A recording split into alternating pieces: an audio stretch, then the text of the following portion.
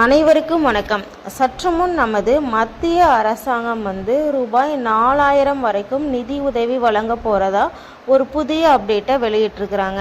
இந்த அப்டேட் யாருக்கெல்லாம் பயனடையும் வகையில் இருக்கும் அப்படிங்கிற முழு விவரங்களையும் வாங்க நம்ம வீடியோஸ்குள்ளே போய் தெரிஞ்சுக்கலாம்.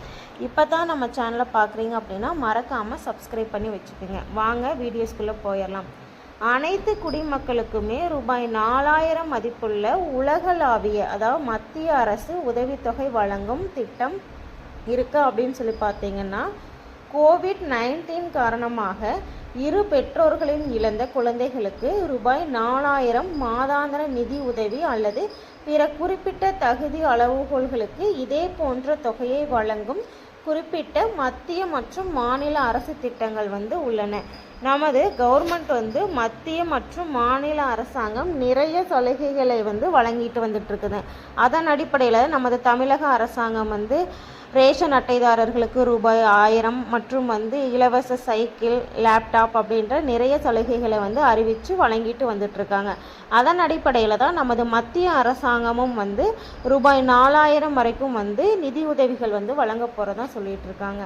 அது மட்டும் இல்லாமல் கோவிட்-19 தொற்றால் பெற்றோர் இருவரையும் இழந்த அல்லது உயிருடன் இருக்கும் பெற்றோர், சட்டப்பூர்வ பாதுகாவலர் அல்லது வளர்ப்பு பெற்றோரை இழந்த குழந்தைகளுக்கு PM கேர்ஸ் ஆஃப் சில்ட்ரன் திட்டம் நிதி உதவி வழங்கிட்டு வந்துட்டு இருக்குது.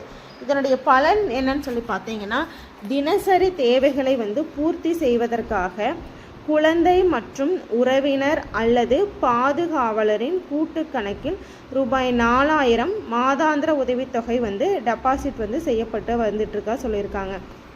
இதற்கான தகுதிகள் என்னன்னு சொல்லி பார்த்தீங்கன்னா, குழந்தைகள் இந்த திட்டத்தின் கீழ் தகுதியுடையவர்களாக கண்டறியப்பட வேண்டும். மேலும் அவர்களுக்கு 18 வயது ஆகும் வரை உதவித்தொகை தொடர்ந்து கொண்டே இருக்கும் அப்படிங்கிறதே சொல்லியிருக்காங்க.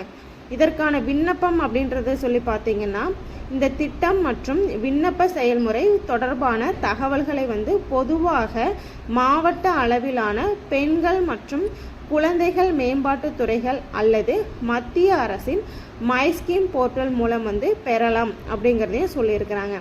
நமது தமிழ் மொழியின் வளர்ச்சிக்கு குறிப்பிடத்தக்க பங்களிப்பை செய்த முதியவர்களுக்கு தமிழ் மொழி தொண்டாற்றிய மொழியோர் அல்லது இதே போன்ற விருது திட்டங்கள் என்றழைக்கப்படும் தமிழக அரசு மாதந்தோறும் ரூபாய் 4000 அதாவது 3500 + 500 மருத்துவ உதவித்தொகை ஆக வழங்கிட்டு வந்துட்டு இருக்காங்க.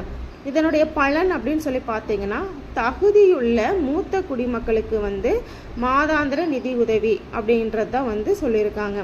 குறைந்தபட்சமாக 58 வயது நிரம்பியவராகவும் தமிழ் மொழிக்கு குறிப்பிடத்தக்க பங்களிப்பை செய்தவராகவும் இருக்க வேண்டும் அப்படிங்கிறத தகுதியாக சொல்லியிருக்காங்க. இதற்கு நீங்கள் எப்படி விண்ணப்பிக்கணும்னு சொல்லி பார்த்தீங்கன்னா, தகுதியுள்ள நபர்கள் தேவையான ஆவணங்களுடன் தமிழ் வளர்ச்சி துறை அலுவலகத்திலோ அல்லது அதிகாரப்பூர்வ வலைதளமான https தமிழ் வளர்ச்சித்துறை .dn.go.in சொல்லக்கூடிய அந்த வெப்சைட் மூலமாக விண்ணப்பிக்கலாம் அப்படின்னு சொல்லியிருக்கிறாங்க. மேலும் PMMVY அதாவது பிரதம மந்திரி மாத்ரு வந்தன யோஜனா அப்படின்னு சொல்லக்கூடிய இந்த திட்டம் கர்ப்பிணி பெண்கள் மற்றும் பாலூட்டும் தாய்மார்களுக்காக நிதி உதவியை வழங்கிட்டு வந்துட்டு இருக்குது.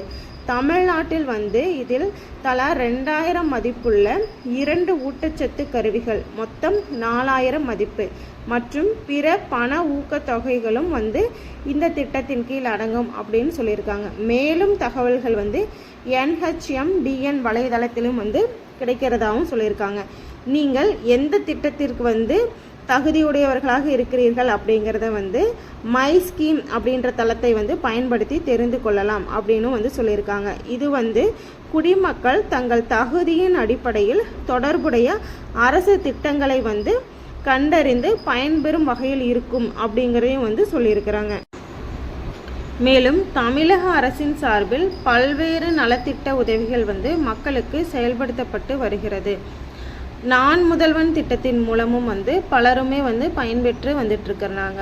ஒவ்வொரு மாவட்டத்திலுமே வந்து சிறப்பு முகாம்கள் மூலம் அனைத்து வசதிகளுமே ஏற்பாடு செய்யப்பட்டு அதன் அடிப்படையில் வந்து அவர்களுக்கான தொகைகள் மற்றும் உதவிகள் வந்து வழங்கப்பட்டு வந்துட்டுருக்குது. பொதுமக்களுக்கு வந்து கூடுதல் சேவைகளும் தமிழக அரசின் சார்பில் ஏற்பாடு செய்யப்பட்டுள்ளது.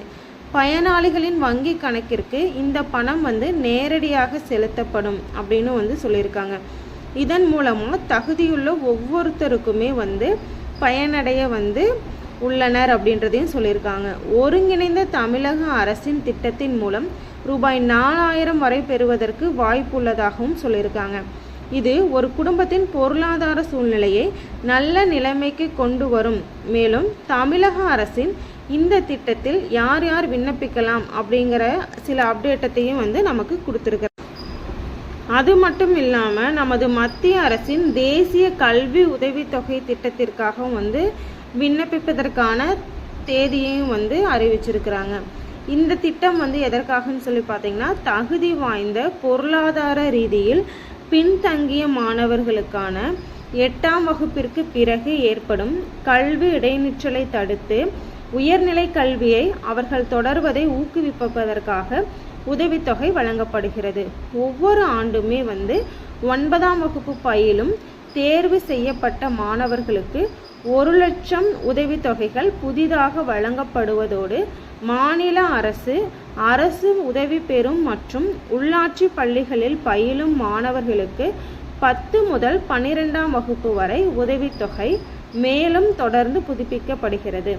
இவ்வாறு ஆண்டிற்கு ரூபாய் 12,000 உதவித்தொகையாகவும் வந்து மாணவர்களுக்காக வழங்கப்பட்டு வந்துட்டு இருக்குது. மாணவர்களுக்கு கல்வி உதவித்தொகை வழங்கும் திட்டங்களில் ஒன்றை நிறுத்த தளமான தேசிய கல்வி உதவித்தொகை தளத்தில், அதாவது NSP, இந்த உதவித்தொகை இடம்பெற்றுள்ளது. முற்றிலும் மத்திய அரசின் நிதி உதவியோடு அமல்படுத்தப்படும் இந்த திட்டத்தின் கீழ் தேர்ந்தெடுக்கப்பட்ட மாணவர்களுக்கு அவர்களது வங்கி கணக்கில் கல்வி உதவித்தொகை நேரடியாக பரிமாற்றம் செய்யப்பட்டு வந்துட்டு இருக்குது. அனைத்து ஆதாரங்களிலிருந்தும் பெற்றோரின் ஆண்டு வருமானம் ரூபாய் 3,50,000க்கும் மிகாமல் உள்ள மாணவர்கள் இந்த உதவித்தொகையை பெற தகுதி பெறுகிறார்கள்.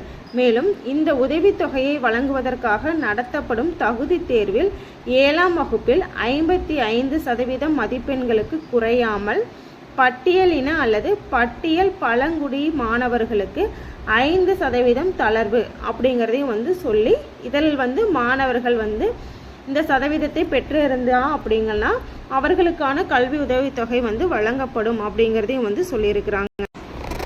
இந்த உதவித்தொகை எதற்காக வழங்குறாங்க அப்படின்னு சொல்லி பார்த்தீங்கன்னா, ஒவ்வொரு ஆண்டுமே ஏதாவது ஒரு வகையில் வந்து பணத்தை காரணமாக கொண்டு குழந்தைகளுடைய படிப்பு அப்படிங்கிறதே வந்து பாதியில் நிறுத்தப்படுவதற்காகத்தான், குழந்தைகளின் கல்வியில் முன்னேற்றம் வேண்டும் அப்படின்ற நோக்கத்திற்காக இந்த திட்டத்தை வந்து நடைமுறைப்படுத்தி செயல்படுத்திட்டும் வந்துட்டு இருக்காங்க. தகுதி வாய்ந்த மாணவர்களுக்கு இந்த தொகை அப்படிங்கிறது வந்து கண்டிப்பாக கிடைக்கும் அப்படின்னு வந்து சொல்லியிருக்கிறாங்க. மேலும் இது போன்று நமது மத்திய அரசாங்கமும் சரி மாநில அரசாங்கமும் சரி தகுதியுள்ள அனைத்து மாணவர்கள் மற்றும் அனைத்து குடும்ப உறுப்பினர்களுக்குமே நிறைய பல சலுகைகள் மற்றும் உதவிகளை வந்து ஒவ்வொரு ஆண்டுமே வந்து வழங்கிட்டு வந்துட்டுருக்காங்க. இதை அனைவரும் பெறுவதற்கு முதலில் வந்து நமக்கு ration card, Aadhaar card, PAN card மற்றும் இதர சான்றிதழ்கள் எல்லாமே வந்து நம்ம அப்ளை பண்ணி நம்மக்கிட்ட இருக்கிறது மூலயமா கவர்மெண்ட் அறிவிக்கக்கூடிய ஒவ்வொரு ஸ்கீம்ஸையுமே வந்து நம்ம தவறாமல் பெற்று பயனடைந்து கொள்ள முடியும் அப்படின்னு வந்து சொல்லியிருக்காங்க. ஒவ்வொரு திட்டத்தையுமே பெறுவதற்கு அதற்கு தேவையான சான்றிதழ் நகல்கள், புகைப்படங்கள் மற்றும் அனைத்து விதமான சான்றிதழ்களுடன் அதிகாரப்பூர்வமான அஃபீஷியல் வெப்சைட் அல்லது நேரில் சென்றோ வந்து நீங்கள் உங்களுக்கான தகவல்களை பெற்று நீங்கள் அந்த திட்டத்தில் வந்து பயன்பெற முடியுமா அப்படிங்கிறதையும் வந்து கேட்டு பயனடைய முடியும் அப்படின்னு வந்து நமது மத்திய அரசாங்கம் சொல்லிட்டு இருக்காங்க. இப்போ இந்த COVID-19 வந்து பெற்றோர்களை இழந்த மாணவர்களுக்கு அவர்களின் கல்வியில் வந்து எந்த ஒரு தொய்வு நிலையும் ஏற்பட்டு விடக்கூடாது அப்படின்ற நோக்கத்திற்காகவும் அவர்களது 18 வயது வரைக்குமே வந்து இந்த ரூபாய் 4000 அப்படிங்கிற இந்த உதவித்தொகையை வந்து வழங்க போகிறதாகவும் வந்து நமது மத்திய அரசாங்கம் சொல்லியிருக்காங்க. கண்டிப்பாக வந்து தகுதியுள்ள பயனாளர்களுக்கு வந்து இந்த உதவித்தொகை கிடைக்கப்பெறும் அப்படின்றதையும் வந்து சொல்லியிருக்கிறாங்க. மேலும் இது போன்ற தகவல்களுக்கு எங்களது சேனலை சப்ஸ்கிரைப் பண்ணி வச்சுக்கோங்க. பக்கத்தில் இருக்கிற பெல் ஐக்கானையும் கிளிக் பண்ணுறது மூலமாக நாங்கள் கொடுக்கக்கூடிய ஒவ்வொரு கவர்மெண்ட் ரிலேட்டடான தகவல்களும் உங்களது மொபைல் ஃபோனுக்கு உடனுக்குடனே நோட்டிஃபிகேஷனாக வந்து சேரும்.